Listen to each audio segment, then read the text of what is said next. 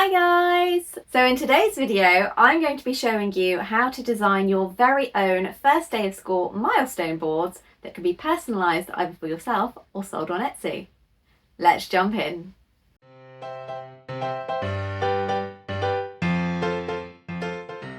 So as regular viewers know, I am lucky enough to have an A3 Plus printer. That is my Canon IP8750. So I'm going to be showing you how to create these amazing prints in borderless for both A4 and A3.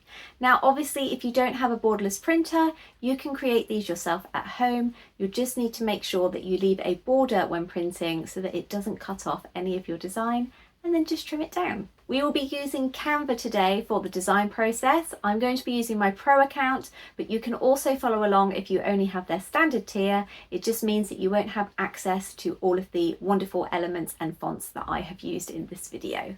But Canva has got so many free ones available that I am sure you'll find some great alternatives. Now we are going to be using the amazing Paper Cutz photo cardstock in both gloss and matte.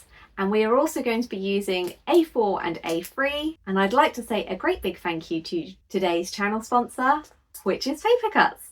Over the years, I have tried out so many different photo cardstocks, and although I did find one many years ago that I was very happy with, they soon went out of business and stopped creating my preferred thickness. So when I found out that Paper Cutz had a range, I decided to give them a try. And my goodness, I was not disappointed.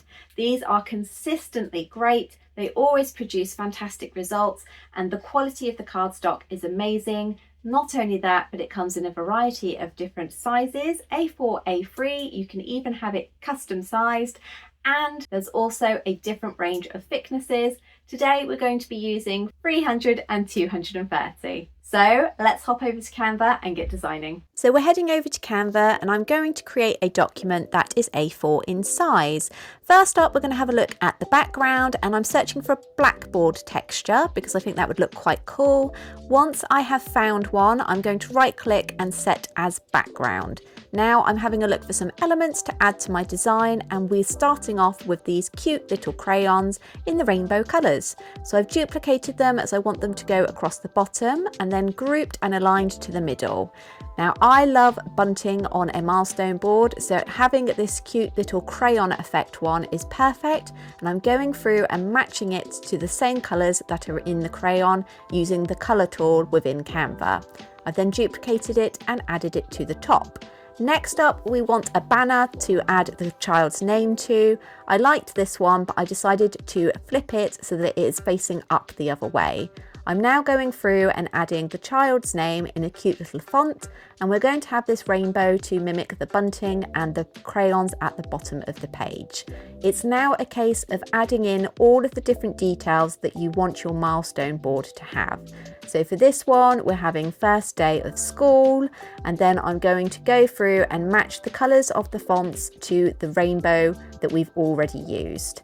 Now a school board isn't complete without a cute little apple, so I've added these on as some sweet little embellishments, and then I have changed up the school so that it's rainbow too, and now I'm going through and adding these different personalised bits.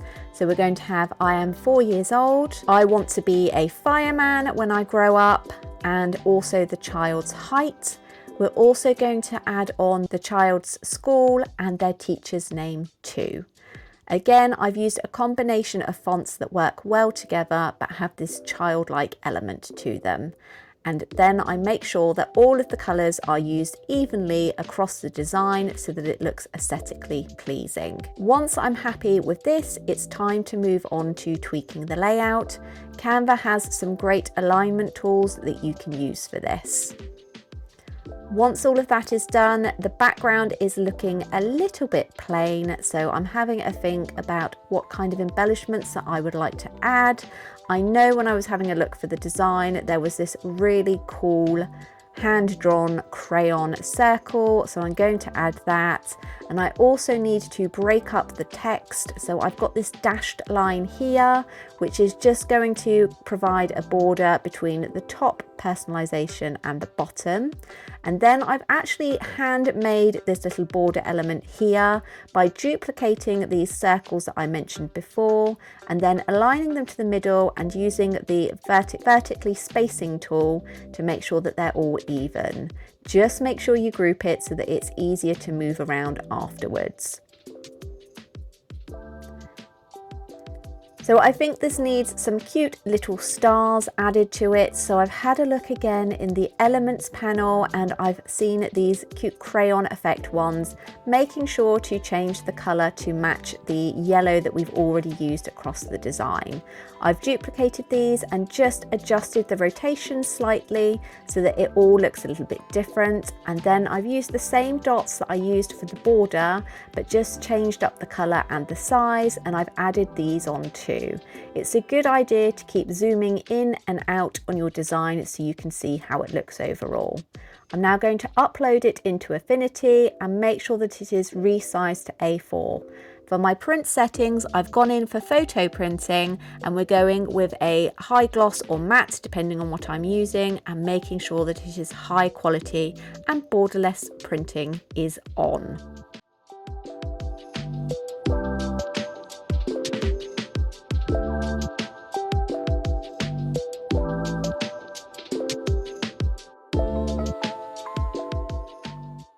Now, sometimes when you design something on the screen, it can look completely different when you print it out. So as you saw, I originally designed this with a realistic blackboard background, just like this. However, once I printed it out, I realized that it didn't really look all that great. It could have been the quality of the image that was used within Canva wasn't the best, so that when I stretched it out and then printed it, it became a little less defined. So I went ahead and switched the background out for a plain black one. Now, I'm sure you would agree, this looks so much better. It's more vibrant and it gives a greater depth of colours to the printout itself. When we compare it to the original, I personally think that there is a drastic difference. Let me just give you a close-up. So this is going to be the finished picture on a plain black background, which is actually what I use for all of my Etsy items. So now we're going to go ahead and print this variation on matte cardstock instead of this beautiful gloss. When you're printing, it's really important that you match up the media type in your print settings. So if you're printing on gloss, you need to make sure that you have gloss selected. And if you're printing on matte, you need to make sure that matte is selected. It's also important that you turn on high quality for these Milestone board prints. So now we have the matte version all finished. And as you can see, the colours do really pop on this one as well. Now, controversially, most of you know that when it comes to my greetings cards, I usually prefer to go for a matte finish, as I really prefer how my prints look on cards of 7 by 5 inch and smaller. However, when it comes to my prints, I actually prefer it on gloss. Now, on camera, it may not look like there is a huge difference in colours and how the prints actually come off the paper, but in person, the gloss is just slightly more vibrant, especially as you have to remember that the majority of these are going to be used for photo props. So this one means that they stand out better in photos. So these are a great size at A4, but what if you want to go a bit bigger? Well, luckily Paper Cutz also provide A3 prints in the same high quality photo paper, so we're going to test those out next. Back in Canva, I'm creating an A3 document, and the quickest way to change everything up is to change the colour of the background to black and then just copy and paste all the elements that we used previously in the A4 design into A3. We're then going to make sure that everything is lined up before downloading and opening in an A3 document in Affinity Designer. And again, we need to make sure that we have A3 selected and borderless when it comes to printing. You also need to make sure that you have the right finish cardstock selected too.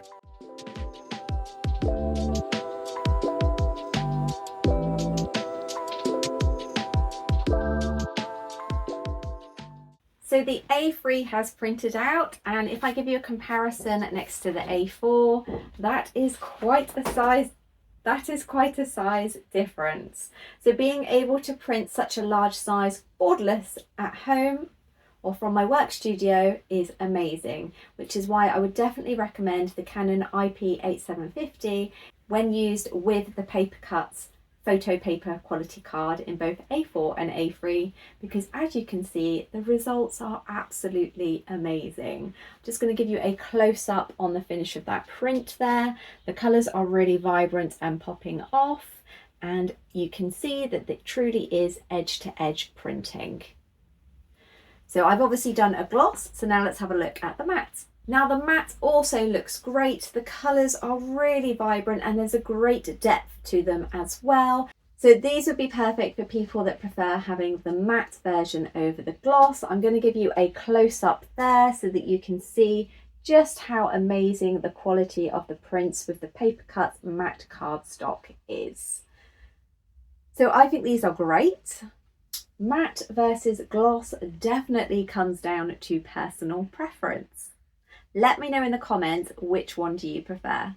Now I really hope that you have enjoyed this video today on how to create your own milestone boards. These are a great item to sell on Etsy. Mine always go mad around about July and August when people realise that they need to get their orders in ready for the first day of the school year.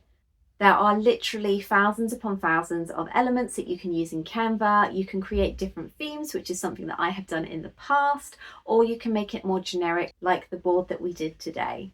I'd like to say a great big thank you to Paper Cutz for not only sponsoring today's video, but also supplying me with the fantastic photo card that I have used to create not only today's designs, but my orders that get sent out to my wonderful customers too.